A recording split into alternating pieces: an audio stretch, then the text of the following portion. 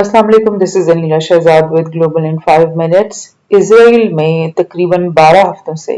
Protest Netanyahu government के खिलाफ जारी हैं। हम जायजा लेंगे आज के क्यों ये प्रोटेस्ट हो रहे हैं नेतन्याहू के गवर्नमेंट के खिलाफ और इनकी पॉलिटिकल इम्प्लीकेशंस क्या हो सकती हैं इसराइल के लिए। ये प्रोटेस्ट जो है वो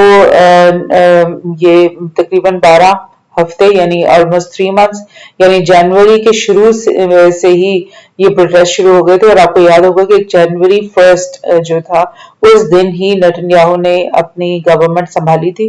और ये एक बड़ी मुश्किल दौर गुजरा है पिछले कुछ सालों में इसराइल के लिए, जिसके बाद ये नेतन्याहू दोबारा से बरसर इक़्तिदार आए थे। लेकिन उन्होंने आते साथ ही कहा कि इस बात का ऐलान किया कि वो जुडिशरी के लिए जो है रिफॉर्म्स लेकर आ रही है या उनके जो काम करने का तरीका है उसके अंदर नए चेंजेस लेकर आ रही है, जिसके खिलाफ एकदम से उसके जो है ना वो प्रोटेस्ट मुल्क भर में शुरू हो गए थे। और लोगों ने जो है ये बिल्कुल उसकी इस बात को एक्सेप्ट नहीं किया, बल्कि उन्होंने ये कहा कि नेतन्याहू के खिलाफ जो बहुत सालों से मुकदमे कोर्ट्स के अंदर चल रहे हैं और उसने उसमें करप्शन और इस तरह के दीगर मुकदमा उनसे जान छुड़ाने के लिए और उसके साथ और जो उसके साथी हैं उनके मुकदमात को खत्म करवाने के लिए ये ओवरहॉल जो है वो कंट्री के कोर्ट सिस्टम पे वो करना चाह रहा है। और उनका ये कहना है डेमोन्स्ट्रेटर्स का जो पूरे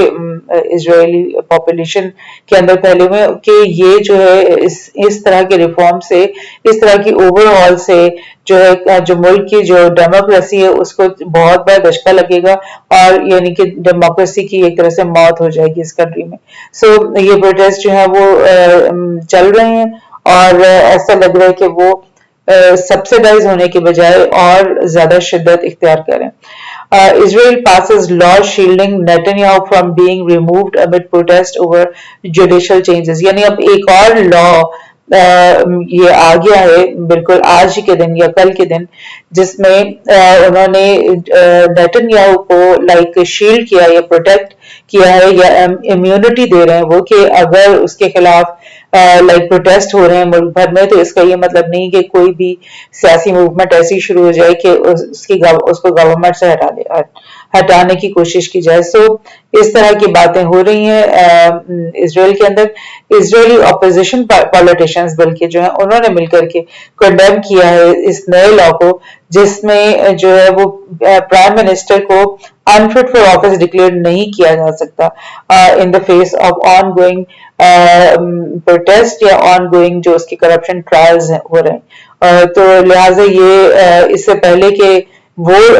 अमेंडमेंट्स लेके आई जाती हैं जो जिनकी ये खिलाफ ये प्रोटेस्ट हो रहे हैं, उससे पहले ये जुडिशियल अमेंडमेंट लेकर आ गए ये लोग के पीएम जो नेतन्याहू है इसको किसी सूरत में रिमूव नहीं किया जाएगा।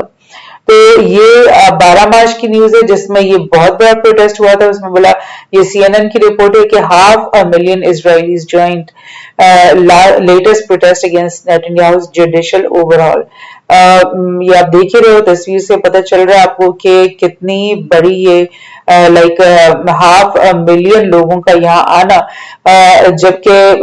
9 मिलियन इनकी टोटल पॉपुलेशन है और 500,000 का मतलब है कि 5% ऑफ इजरायलीज जो है वो आ गए हैं सड़कों पे और उसके इस मूव के खिलाफ कि ये हम नहीं होने देंगे जो जुडिशियल रिफॉर्म्स तुम लाना चाह रहे हो। और ये इस रिफॉर्म्स के अंदर है क्या एक्चुअली, जरा इसको भी हम देख लेते हैं कि ये जो कनेसेट का यानी इजराइल पार्लियामेंट का जो पावर है वो उसको दिया जा रहा है कि वो सुप्रीम कोर्ट की डिसीजंस को जो है ओवर रूल कर सके। यानी अगर सुप्रीम कोर्ट कोई डिसीजन करती है तो पार्लियामेंट बैठ करके वोट के जरिए उस रूल को उस डिसीजन को ओवर रूल कर देगी कि ये हमें नहीं मंजूर, सिंपल मेजोरिटी वोटिंग के मदद से। It would also give government the power to nominate जजेस, यानी अपनी मर्जी के जजेस जो है वो नॉमिनेट करके लगा देना, which currently rest with a committee composed of judges, legal experts and politicians। इस वक्त यानी एक थोड़ा बहुत जमहूरी तरीके से उनको लगाया जा रहा है, लेकिन ये जो रूल्स हैं ओवरऑल जिसको हम कह रहे हैं اس میں کنیسٹ کو یعنی پارلیمنٹ کو یہ جو یا پھر دوسرے الفاظ میں نیتن یاہو کی پارٹی کو یہ سارے رائٹس مل جائیں گے کہ وہ اپنی مرضی کے ججز وہاں پہ تعینات کروائیں. اور it will remove power and independence from government ministers, legal advisors, and take away the power of the courts to invalidate unreasonable government appointments. یعنی پوری کی پوری وہی یعنی ساری طاقت جو ہے وہ لے لینا اور ایک ڈیموکریسی کے لائک فقیٹ کے پیچھے ایک پوری ڈکٹیٹوریل قسم کی گورنمنٹ لے کر آ جانا, یہ نیتنیاہو چاہ رہا ہے. اور جو اس کے ساتھی ہیں اس وقت جو جن کے مدد سے نیتنیاہو نے یہ پارلیمنٹ اس وقت بنائی ہے, ایک مخلوط حکومت بنائی ہوئی ایکچولی, اس میں تمام پارٹیز جنہوں نے اس کے ساتھ مخلوط حکومت بنائی ہے وہ تمام بہت ہی ایکسٹریمسٹ رائٹ ونگ اور یعنی فنیٹک زائنسٹ قسم کے پارٹیز ہیں. اور ان کی جو یہ زائنزم کی وجہ سے بھی جو اسرائیلی پاپولیشن ہے وہ اس وجہ سے بھی خائف ہے کہ یہ ایکسٹریمسٹ لوگ ہیں اور یہ پاورز اپنے پاس لے جا کر کے اس طریقے سے تو مزید یعنی اسرائیل کو ایک مزید ایکسٹریمسٹ قسم کی پالیسیز اختیار کرنے کی طرف لے کر جائیں گے. اور آپ دیکھو کہ یہ 6 مارچ کی یہ نیوز ہے کہ اسرائیلی ایلیٹ فائٹر پائلٹس انہوں نے بھی منع کر دیا کہ ہم اس چیز کو نہیں ہونے دیں گے,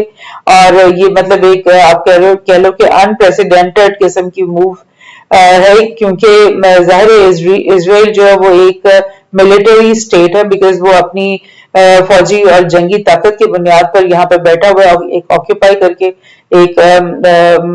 دوسری قوم کے اوپر وہ مسلط ہوا ہے, تو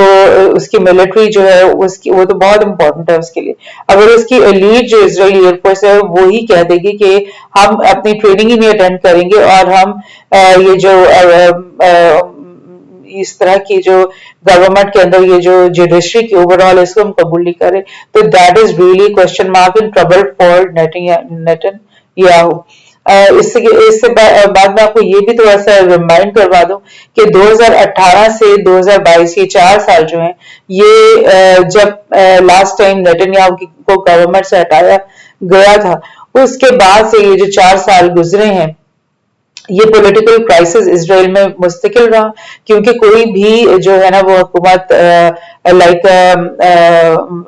چل ہی نہیں سکی. چند مہینے کے بعد ان کی حکومت ٹوٹ جاتی تھی اور ان کو نئے سنیپ الیکشنز کروانے پڑ جاتے تھے. اپریل 19 میں ایک حکومت ٹوٹ کے بنی, پھر سپٹمبر میں بنی, پھر مارچ 2020 میں بنی, مارچ 21 میں اور نومبر 22 میں ایک اور گورنمنٹ بنی, جس کے بعد اب جو ہے ایونچولی نیتنیاہو جو ہے وہ 1 جنوری 2023 میں دوبارہ سے یعنی حکومت میں آیا ہے, اور یہ بڑی نازک سی ایک ان کی سچویشن بن گئی ہے کہ پیپل آر سو ڈیوائیڈڈ کہ کسی کو بھی میجورٹی ووٹ مل ہی نہیں رہا. اور اس سے پتہ چلتا ہے کہ لوگ اپنی جو اسرائیل کی جو لیگیسی ہے, ہسٹری ہے, جو بھی ان کے طریقہ کار ہے اس سے وہ خوش نہیں ہے. سو اگر نیتنیاہو کی حکومت سے دوبارہ سے گر جاتا ہے تو آپ سوچ لو کہ یہ ایک 5ویں 6ٹھی جو حکومت ہوگی وہ ناکام ہو کر نکل جائے گی, اور اسرائیل کا جو وجود ہے ایگزسٹنس ہے وہ ہی خطرے میں پڑ سکتا ہے. سو لائک کچھ بھی کہہ لیں, یہ ہے تو ایک بہت ہی نازک صورتحال جس سے اسرائیل اور نیتنیاہو اس وقت گزر رہا ہے, اور اسپیشلی اس وقت جب ایران اور سعودی عرب کی دوستی ہو گئی ہے, ریپروچمنٹ ہو گئی ہے, تو اس صورت میں مطلب اسرائیل کی یہ کمزوری جو ہے اس کے لیے بہت زیادہ